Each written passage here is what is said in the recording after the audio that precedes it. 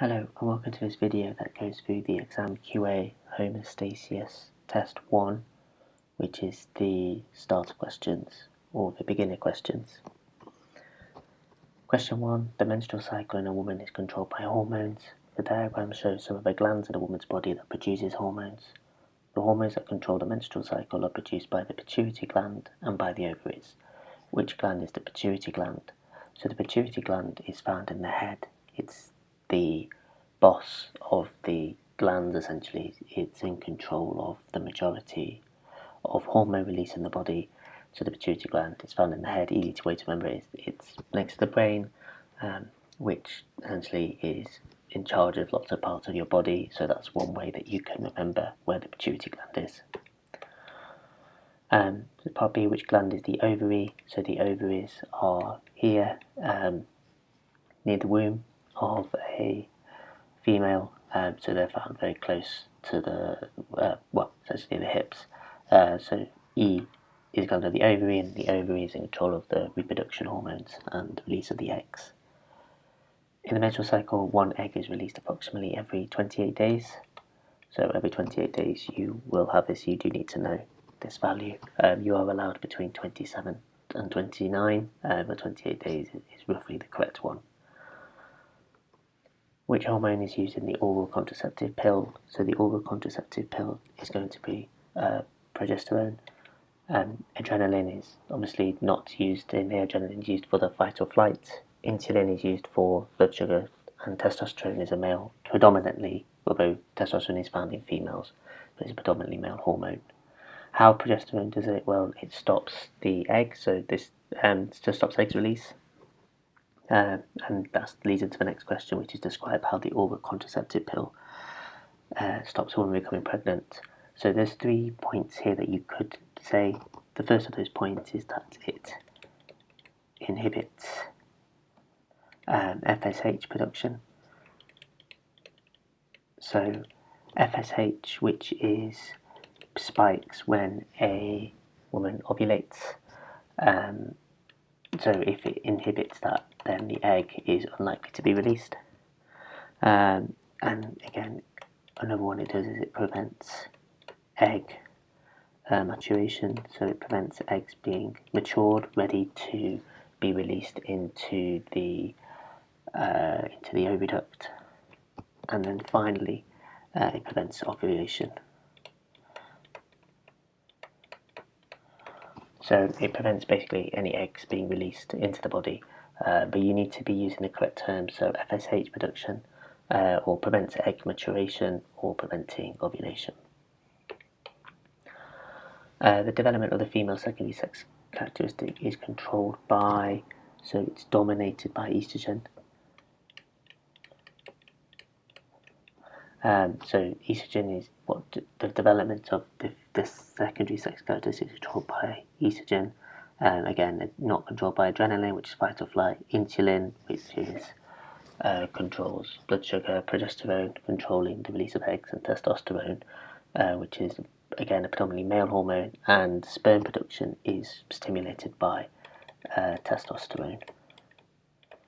Again, are more dominated in males. Glands in the body produce hormones, and use words from the box to label gland A and B on the diagram below. So gland A is the pituitary gland, again the gland that's found in the brain. Gland B is going to be the adrenal glands, because they're above the kidneys. So the adrenal glands are responsible for things like metabolism and controlling the hormones in there. So the adrenal glands are found in the kidneys. They are not the pancreas. Pancreas is found in the stomach. Testes are found near the penis, and the thyroid is found in the neck. Which gland produces estrogen? So the gland that produces that is going to be the ovary. The ovary is responsible for the female sex hormones. The rest of them don't produce testosterone. For example, produces testes produce testosterone, produced by the testosterone. Testes produce testosterone. Pancreas produces insulin, and thyroid releases hormones that which is thyroxine. which controls the metabolism. This is a data analysis question, so table 1 shows some methods of contraception.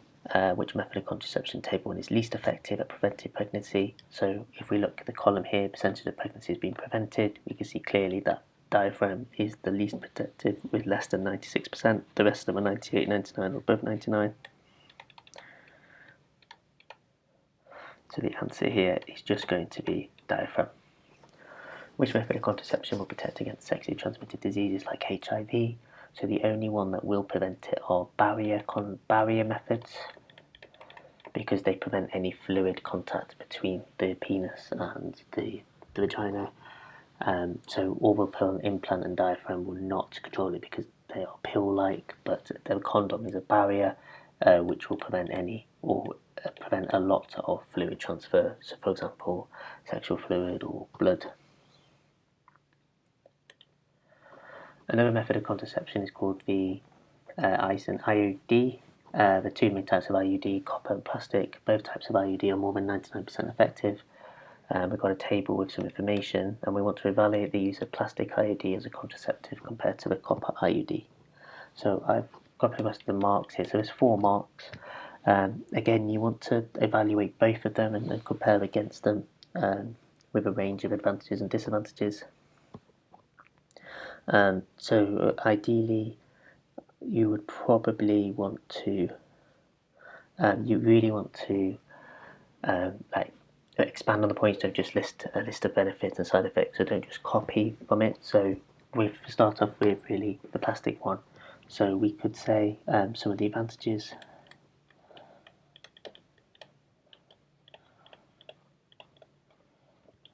Of the plastic IUD, and one of the key ones is that it's so the first one is the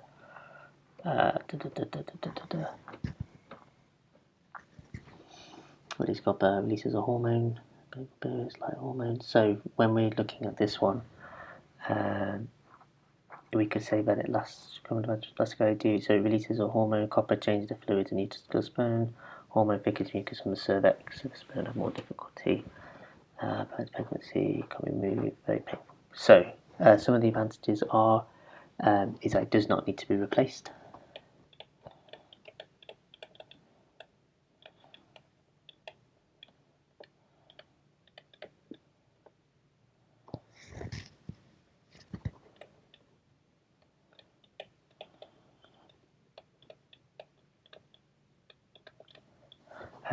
So it doesn't need to be replaced as often as copper.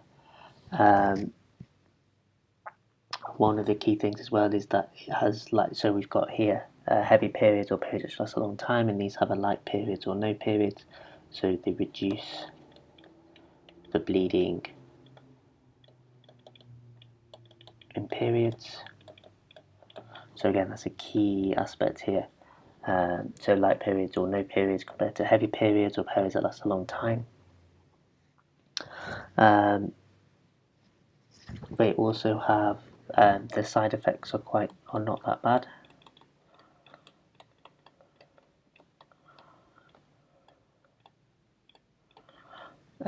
For example, feeling sick.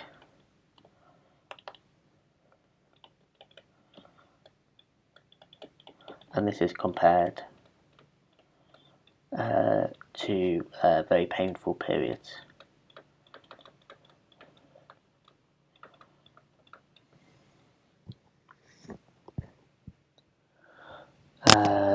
So some of the disadvantages that you might want to pick up on, I'm just going to write them over here. So the disadvantages that you might want to pick up on is that it cannot be used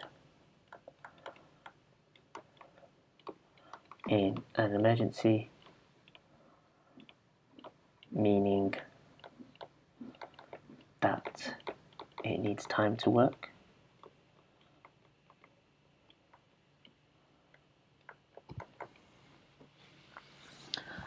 It can, so when you've got painful periods, so it can increase the pain or increase period pain compared to without using it.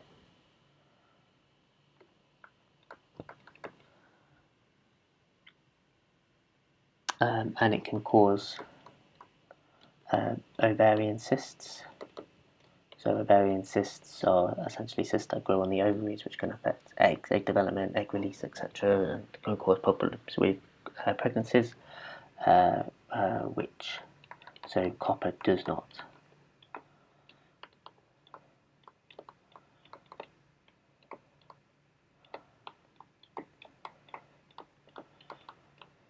So so essentially that's some of the advantages and disadvantages of this. Again, the key thing here is that there should be a clear, should be clearly stating it, clearly comparing each type of it. I have read it on the mark scheme as well, which says that it does not need to be replaced as often as a copper IUD. However, this is pregnancy for up to 10 years. Pregnancy for up to 5 years can cause a bit of confusion here. So that's why I've avoided mentioning that in the answer. But these are the clear ones. Again, the key thing here is just expanding on the points, not just reiterating the points.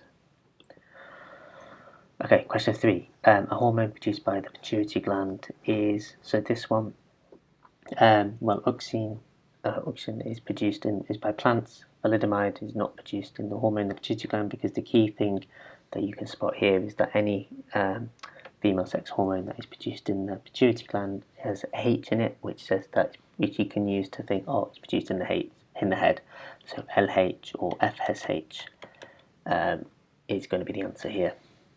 And a hormone produced in the ovaries, so statins are not produced in the ovaries, and LH is not produced in the ovaries, that's produced in the pituitary gland as well, along with FSH. So the answer here is estrogen.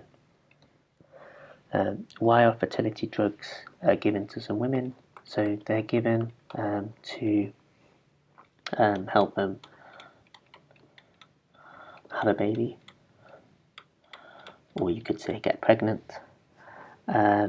And this could also be, and it's 1 mark, so that will be enough, but you could also mention, the more scientific one is to stimulate egg production or release or maturation, and we could also say that their own levels of FSH or LH are too low, and hence maybe not stimulating the release of an egg.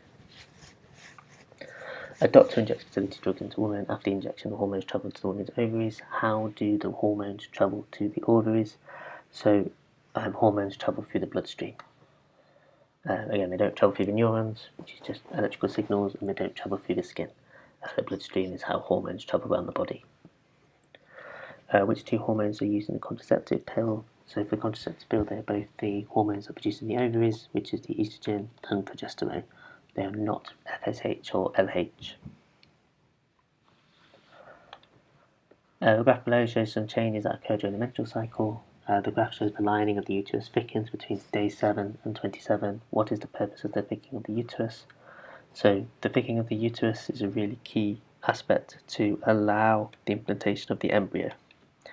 It doesn't use to break down the waste because that's not what the case. The body breaks that down separately, and then also to prevent sperm reaching the egg is not true, particularly as it starts to build up here when the egg has been released. So if it builds up after the egg has been released, it makes it really hard for the woman to get pregnant.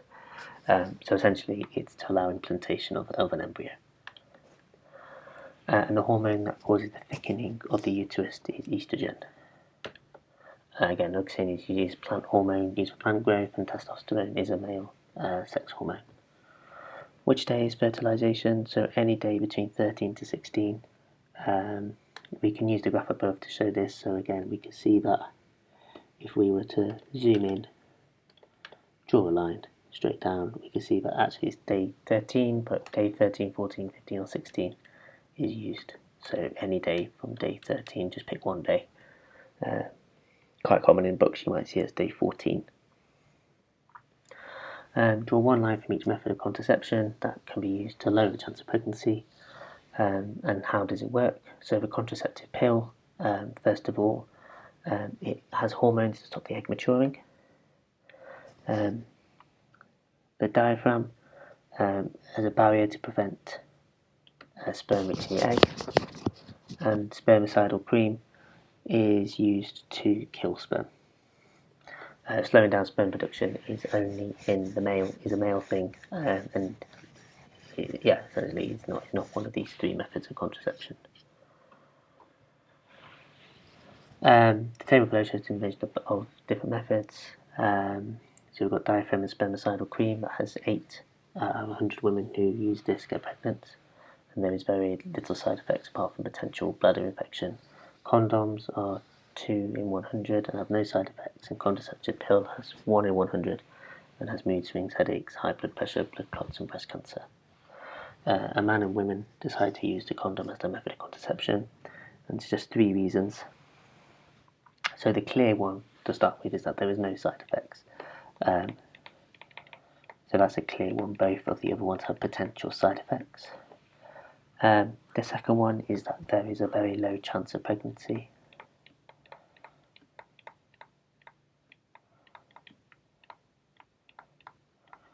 And the third one is that it's more reliable.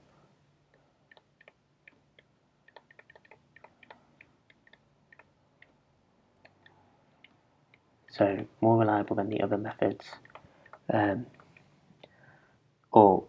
essentially not reliable than the other methods, so it's more reliable than diaphragm and spermicidal cream.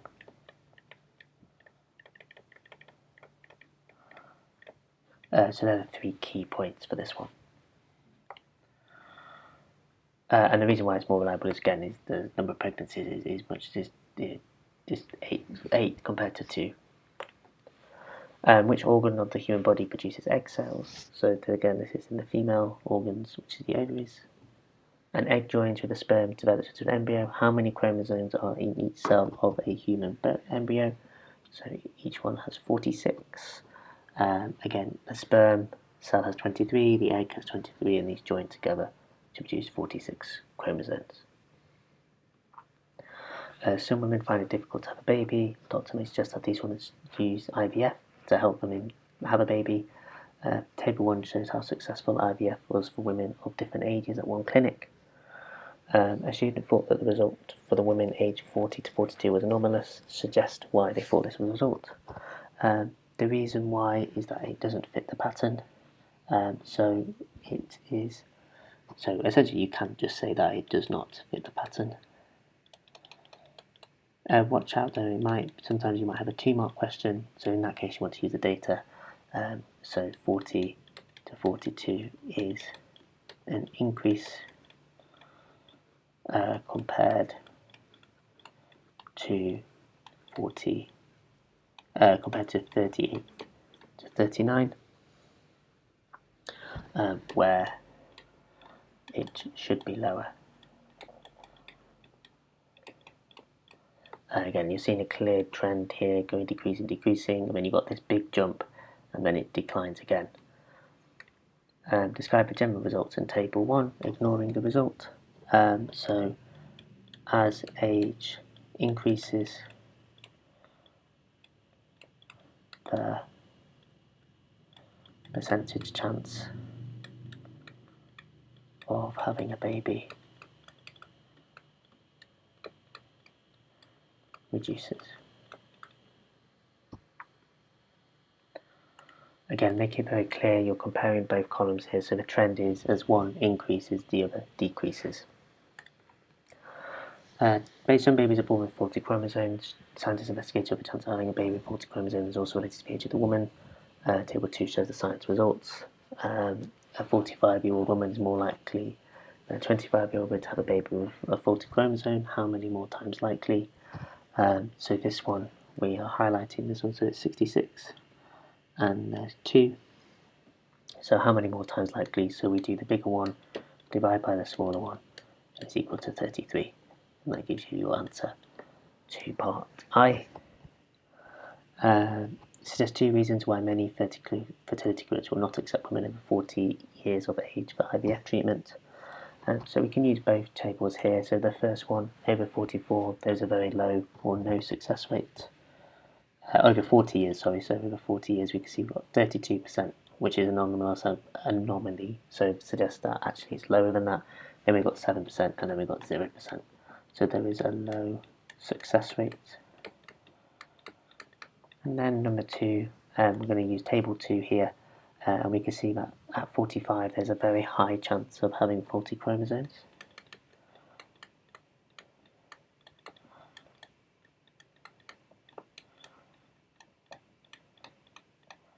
So there's a high chance of having faulty chromosomes. This suggests, which will lead to more abnormalities.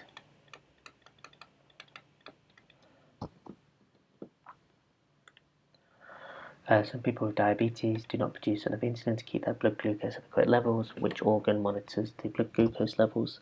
So this one is very common to confuse this with the liver. It's not, it's the pancreas. So the pancreas controls blood glucose levels. What effect does insulin have on glucose in the body? So insulin causes glucose to move into cells. So essentially gets used up or stored inside cells. It doesn't increase the amount of glucose in the blood and doesn't convert glucose into starch. Some people with diabetes inject insulin several times a day. There are different types of insulin. The graph shows some more information about the 3 different types of insulin, A, B, C. What type of insulin A, B, C should a person with diabetes inject just before eating a meal of high carbohydrates? So if it's got high carbohydrates, that will suggest that a lot of glucose will go in. So if right before it, we want to have a lot of insulin in the body so that it can deal with the glucose and break glucose down and put it into the cells. So we're going to do A. And the reason why is that it's the rapid rise in insulin, and that will be enough for the mark. So you can say to process the glucose. A woman with diabetes has a glucose level of 12 millimoles per decimeter cubed of blood. The woman's normal blood glucose level is 6 millimoles per decimeter cubes. The woman needs to inject insulin to lower her blood glucose level. For each level of insulin injected, the glucose level will fall by 3 millimoles per decimeter cube. How many units does the woman need? So if she's at 12, and she needs to get to 6, each one will drop it by 3, so minus 3, so one of it will drop to 9, and then another one will drop it to 6. So she needs 2 units. So again, so 12 minus 3 equals 9, 9 minus 3 equals 6. So that's 1 unit, and that's 2 units.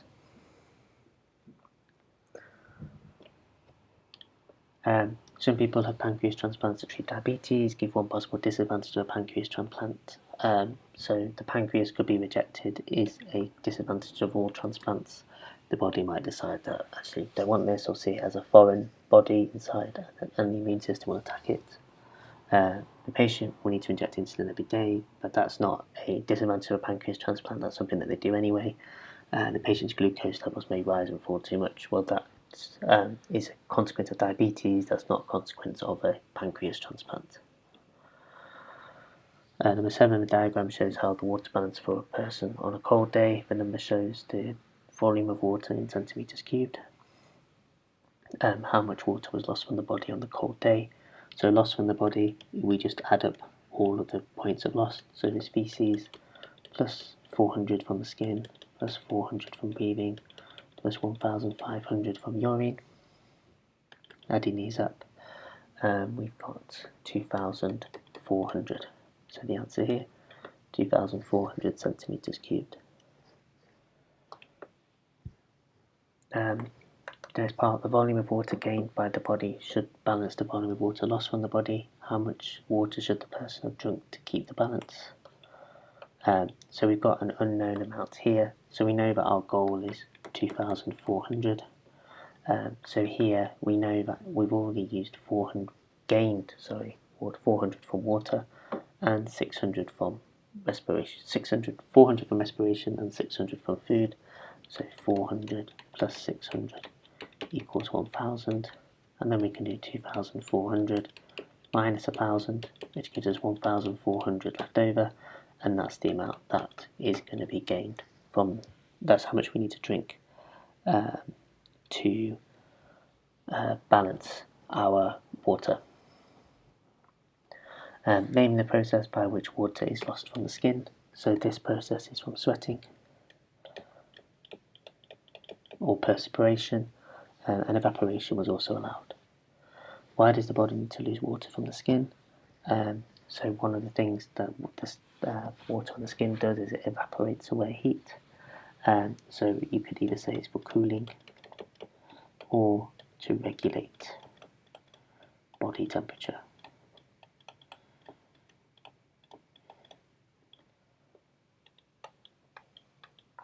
The next day was a hot day. The person gained the same volume of water and did the same activities.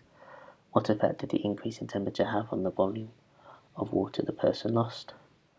So the more, if it's increasing in temperature, that means that the body needs to lose more heat, so that more water will be lost through the skin. Less water was not lost through the skin. That would happen if it was a decrease in temperature, and more water is not lost through the feces necessarily. The key thing is about the hot day, considering that they also did the same volume of water and did the same activities. What effect would the increase in temperature have on the volume of urine? So the volume of urine would decrease, simply because there's more water lost through the skin. So if more water is lost through the skin, then there's less water available to be lost through urine. Question 8. Scientists measured the volume of sweat loss between 9 a.m. and 2:59 p.m. in one day by one person. Suggests what happened at 11 a.m. So the person moved into a cold room is definitely not. You lose less if you move to a cold room. The person removed their coat is unlikely. Well, it's actually not, because you are cooling yourself down. If you wear a coat, sometimes you get more sweaty because the body's trapping more heat and therefore needs to produce more water to lose that heat. And finally, the person starting running a race is more likely, as the person will heat up and therefore will lose more water through the skin. Calculate the total volume of sweat lost between 11 a.m. and 1:59 p.m. So 11 a.m. and 1:59 p.m. includes these three bars. So if we look at what that lost, so this one is going to be 600. This one here is, we get a ruler, measure across, is going to be 900. And the last one here is going to be 800. So we add up all of these results. So it's going to be 600 plus 900 plus 800, which is equal to 2,300. So the amount of water that's lost is 2,300 centimetres cubed. Again, just double check the units. So here it's in centimetres cubed. So just double check that they match. But yeah, that is your final answer for that question for II. But II suggests the way the person could replace the water that's lost as sweat. So the main one really is just drinking water. You could also have sports drink, or you could have also eating as well. Food contains water, but the most obvious one would be drinking. Sweating helps keep our internal body temperature within a narrow range. Which organ monitors body temperature? So the one that monitors body temperature is the brain. The kidneys does not.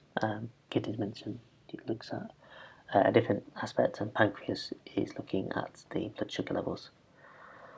The organ that monitors internal body temperature receives information about temperature from the skin. What structures in the skin send impulses with this information? So this is going to be the receptors. Capillaries are to do with blood, glands are to do with releasing hormones, and receptors are receiving information. And receptors are found in the skin or in the areas where there are sensors. How does sweating help to control body temperature? So what we can say is that the water evaporates, taking away the heat, and cooling us down.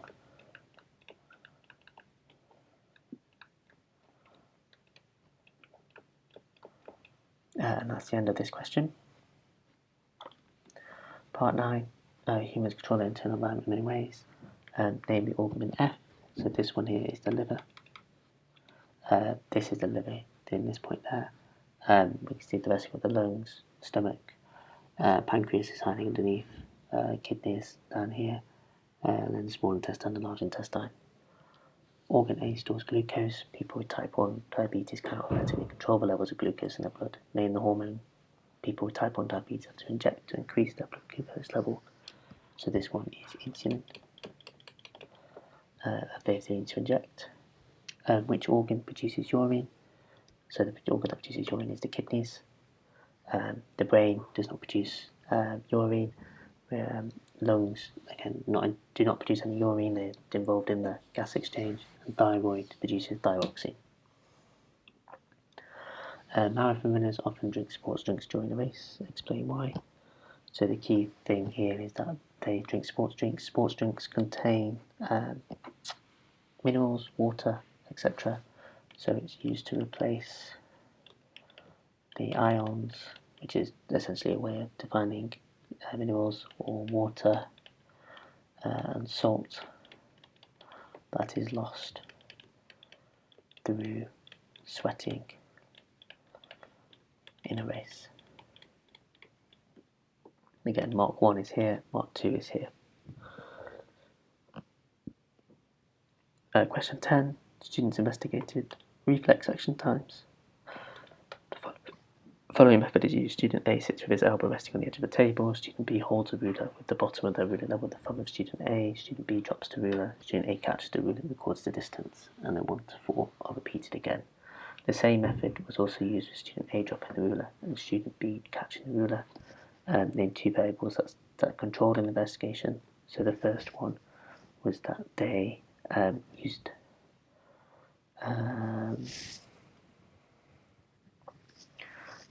the same type of ruler. It is the clear one here. The second one is that they are dropped from the same height.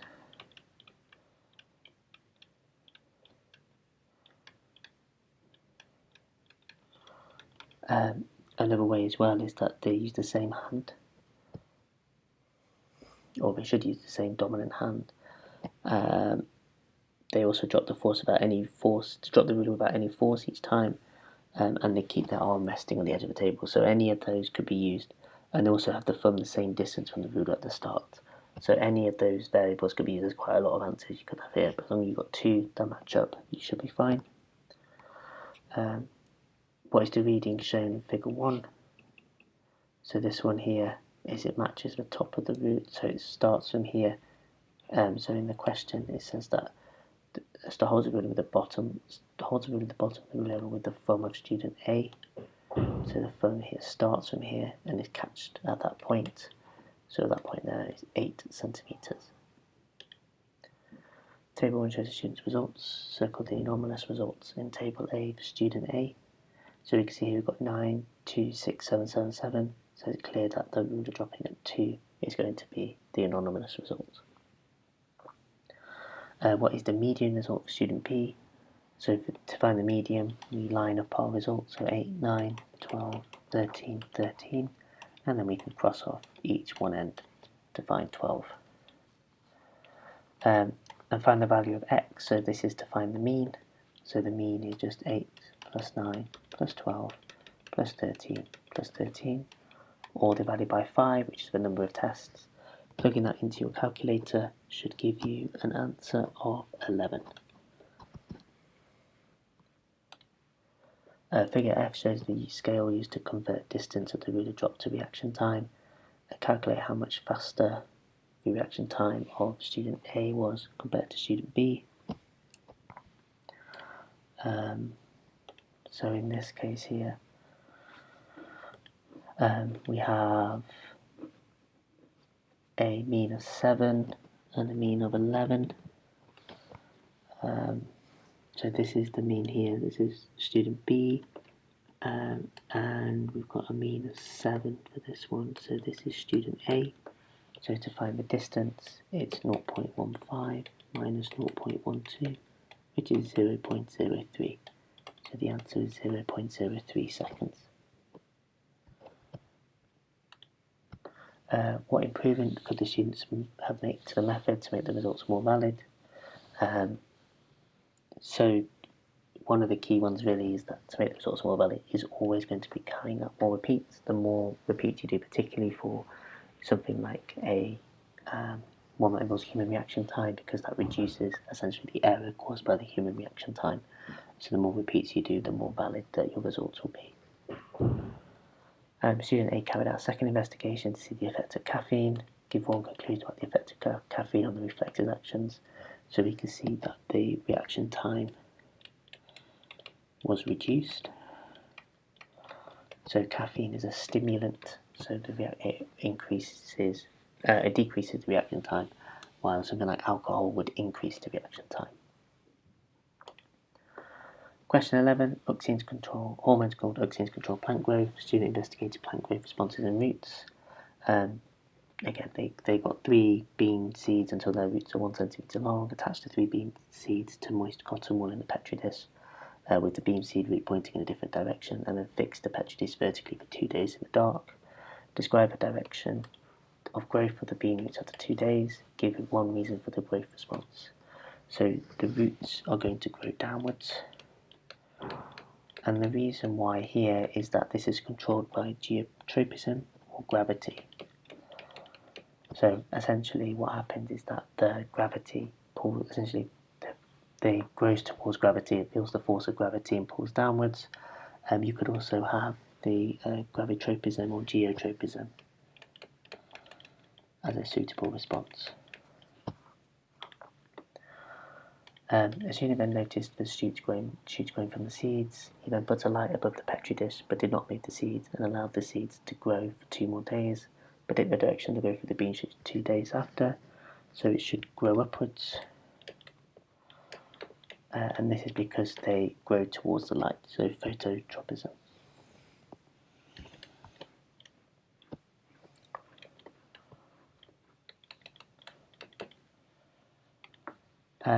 Ethene is a plant hormone. Ethene causes fruit to ripen. Scientists measure the concentration of ethene found in fruit at different stages of ripeness. Which stage of ripeness is there most ethene? So here is the maximum ethene, and that corresponds to stage 3. Suggest how scientists can find out if the result for stage 1 was anomaly. So again, to test anything, we just repeat the experiment. And finally, gibberellins are a different type of plant hormone. Farmers growing cotton plants in cold climates sometimes soak their seeds in a solution of gibberellins before planting the seeds, suggesting an advantage of soaking seeds in a gibberellin solution in cold climates. So what happens is that they will germinate, or the seeds, we should say, germinate sooner, which allows a longer growing season. So essentially, the more they're allowed to grow, the more yield that they can get, the more cotton that they can get. If they're only allowed to grow for a short time because of the cold climate, that means that they won't be able to grow as much, and therefore you won't get as much cotton. And that brings the end of this video. Any questions, please let me know.